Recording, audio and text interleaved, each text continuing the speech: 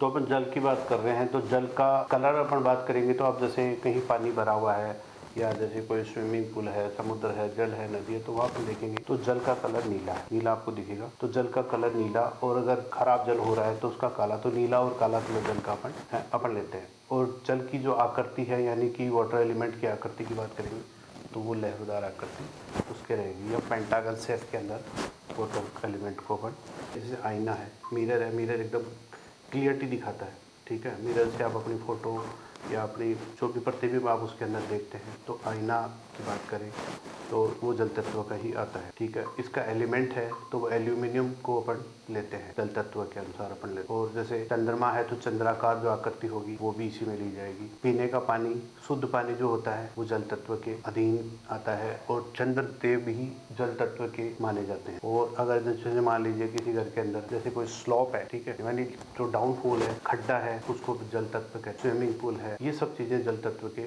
अंदर आती है। और जल तत्व की खास बात यही होती है कि ये किसी भी चीज का उत्पादक है, मैनिफेस्टेशन करता है। अगर जल के अंदर, जल एयर को यानी वुड को उत्पादन करता है, लेकिन अगर जल के अंदर वुड आएगा तो वो जल को कमजोर करेगा, लेकिन साथ में ग्रोथ भी करता है, जल के साथ मिलकर के वो ग्रोथ करता है। और अगर स्पेस एलिमेंट जो होता है वो अगर जल में आएगा तो जल को वो बढ़ाएगा। इस प्रकार से मैंने इस वीडियो के अंदर आपको ये बताया कि जल तत्व जो है वो अपनी भवन के अंदर, कहीं भी अपनी बॉडी के अंदर कहीं भी होना वो बहुत जरूरी है। जैसे अपनी बॉडी के अंदर अगर जल बढ़ गया तो जुकाम हो जाएगी, कम हो गया तो एसिडिटी से रिलेटेड प्रॉब्लम होने लगी। तो जल तत्व का बैलेंस और अनबैलेंस दो ही चीजें हैं, अच्छा बुरा खराब वो बात की चीजें हैं, लेकिन जल तत्व का अपने भवन के अंदर बैलेंस होने से आप किसी भी प्रकार का बिजनेस हो या कोई जॉब हो या कोई भी तरीके किसी भी कार्य में आप हर तरीके की रिस्क, जोखिम ले सकते हैं और आप काम कर सकते हैं। अब जैसे मान लीजिए किसी के घर में जल तत्व बढ़ा हुआ है तो आप देखेंगे कि वो लोग बात बात पे रोने लगते हैं। जैसे लेडीजों में ये चीज रहती है, वो बात बात पे रोने लग जाती है अगर उसके घर में जल तत्व बढ़ा हुआ है। कमजोर है